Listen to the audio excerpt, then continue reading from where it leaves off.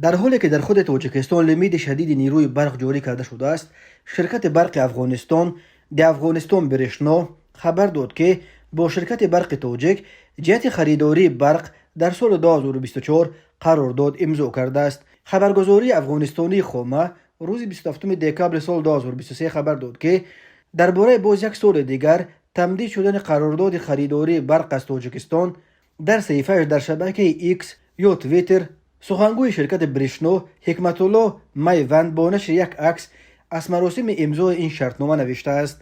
بنا به معلومات میوند، این قرارداد از جانب رهبر برشنا مولا محمد حنیف حمزه و رهبر برق تاجیک محمد عمر اساس‌زاده در جریان ملاقات آنها در ترکیه به امضا رسیده است. سخنگوی برشنا همچنین خبر داد که جانب‌ها در ترکیه همچنین بنیاد خط نو 500 کیلومتر برای انتقال برق از تاجیکستان به افغانستان را بررسی کرده.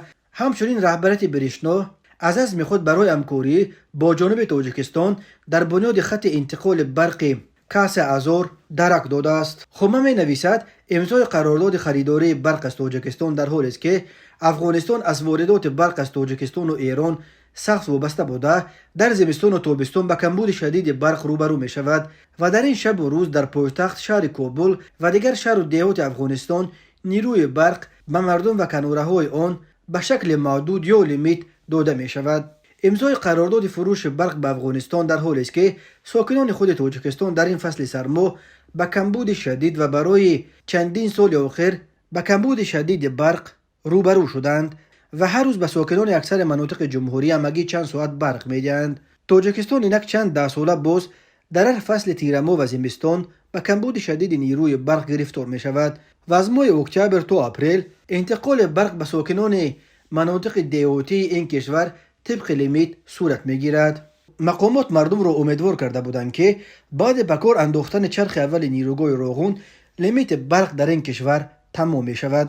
سال 2018 در پی مورد بهره برداری قرار گرفتن چرخ اول روغون، پرزیدنت امامعلی رحمان نیز همه را اطمینان خاطر داده بود که افسانه لیمیت برق در تاجیکستان با همین مال تاریخ شد. ولی با وجود به کار در آمدن الکی دو چرخی نیروگاه روغون، کمبود نیروی برق در کشور همچنان احساس می شود، به خصوص در فصل سرما. بسیاری ها بر اینند که سببگار کمبود نیروی برق در فصل زمستان به خارج فروختن آن است.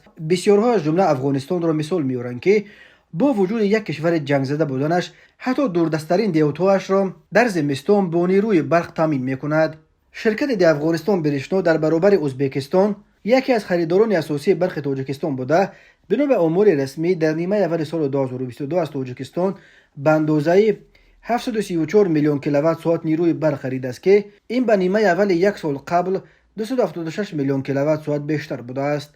در سال 2023 باشد تاجیکستان به خارج و اساساً به افغانستان به مبلغ 107 میلیون دلار برق فروخته است که نظر به سال 2022 5% بیشتر است. تمدید قرارداد فروش برق به افغانستان در حالی است که حکومت تاجیکستان رژیم سال 2021 در آن کشور به قدرت رسیده طالبان را رسما اعتراف نمی کند و از انگشت شمار کشورهایی است که به طور آشکارا از نیروهای ضد طالبان از جبهه مقاومت ملی افغانستان به رهبری احمد مسعود پشتیبانی می کند.